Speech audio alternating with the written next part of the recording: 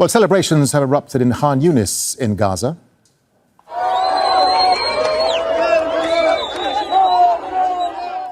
Palestinians are on the streets, chanting and dancing in response to the announcement a ceasefire has been agreed. News is spreading across the Gaza Strip, where cheering can be heard at many of the camps for the hundreds of thousands of people who've been displaced.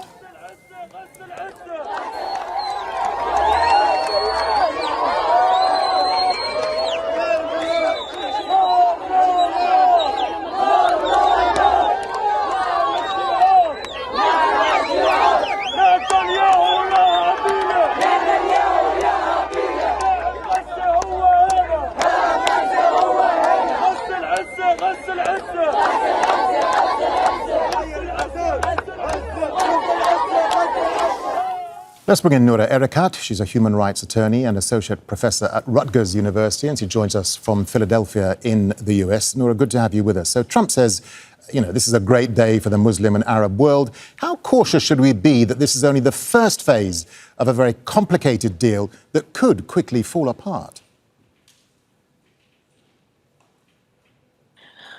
We should be extremely cautious. We have enough evidence to demonstrate that there has been no fidelity to any agreements. We saw that the last time that the Hamas relied on the United States after the release of Idan Alexander, that no agreement was fulfilled. We also know that Israel has not been held to account to any ceasefire agreement, not with Hamas when it unilaterally broke the ceasefire in March 2025, and not since it entered into a ceasefire agreement with Hezbollah.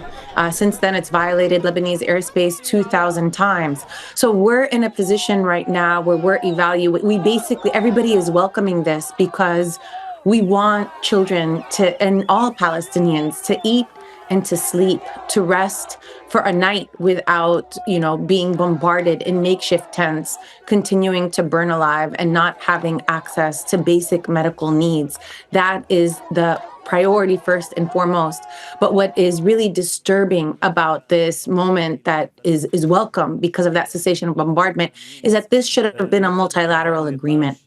This should have been something that the international community ushered through and imposed on both the United States and Israel, that they should have made possible through a united show, through international cooperation, so that it wasn't left to the United States and Israel to decide whether or not it was going to succeed. And this is the remaining failure of the international system, which means that not only do Palestinians remain at risk, but so do other populations all over the world where might will not equal right in their circumstances. Noura, as we're talking to you, we're seeing scenes in a small box above where you and I are on our screens of people in Khan Younis celebrating news of the ceasefire deal. What do you think this deal means to the people of Gaza who have suffered, as you say, death and destruction under the genocide now for 2 years? This means a possibility to live life. This means that those children who survived yet another day of incessant bombardment through the provision of military, financial, and diplomatic support from multiple countries to Israel without any restrictions, without any guardrails, will have a chance to survive, but only maybe. But only maybe. We know that Israel has violated ceasefires before. And even if this is a permanent ceasefire, it is not the end of the struggle for Palestinians, but only the beginning, because those Palestinians who have endured this many days of relentless genocide deserve accountability.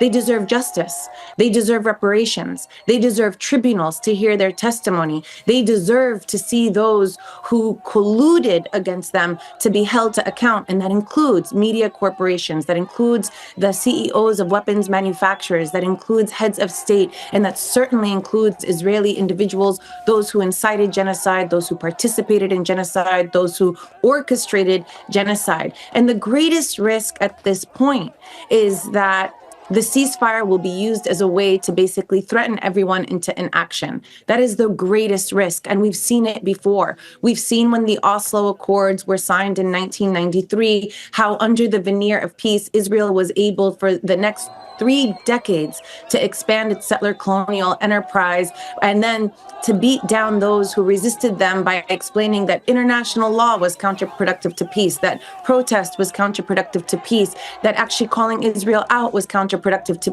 to peace. And we may see the very same thing in this instance. We've already seen the European Union pause its talks on sanctions.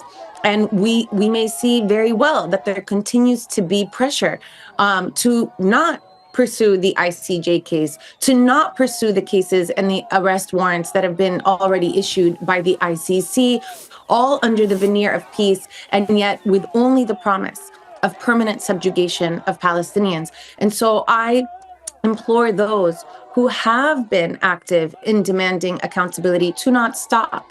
The ceasefire is only the beginning, not the end. Yeah, that's an important point you make. You touched on two very key words there, genocide and accountability. Let's remind our viewers that Benjamin Netanyahu has an ICC arrest warrant against his name for committing genocide in Gaza. So is there a path to accountability, or is he likely to go unpunished? He and others? It's really up to us whether or not he goes unpunished. It's really up to us and how we continue to demand accountability. We will be, from the top down, browbeaten, repressed, pushed into a corner. We will be the ones who will be maligned for being against peace because we will demand accountability. But it is not up to anyone. It is not up to any leadership. It is not up to any political body to forgo the accountability that Palestinians deserve. And frankly, humanity deserves. This is a precedent that was set that Western powers that supported Israel and its allies would like us to believe was a gruesome war for which, we can put blame on both sides, but obviously under their terms, they are only placing responsibility on Hamas according to the last ceasefire agreement that we saw by demanding that they demilitarize, demanding that they step down from governance. And yet the demand must be on the genocidal state that perpetrated genocide. And this is necessary not only for Palestinians in order to rehabilitate themselves and to become whole once again, but also because if we set the precedent here, who's to say that it won't be set elsewhere? Who's to say that the Myanmar won't pursue genocide against the Rohingya and then, come to an agreement and then absolve itself of responsibility? What we risk is normalizing genocide as a policy that states can pursue and then absolve themselves of, and that is not up to any political party, to any state to take into their own hands. This belongs to the people, first and foremost, the survivors of genocide, those who have survived, those who have come out alive today after more than 730 days of genocide. It is up to them whether or not they want to forgo that, but not up to anyone else. All right, Noura Erakat, human rights attorney there based in Philadelphia in the US. Noura, thank you very much for your time. Thank you for having me. Don't miss out and get the full picture. Subscribe to Al Jazeera for reliable news and expert insights. Like, share, stay ahead.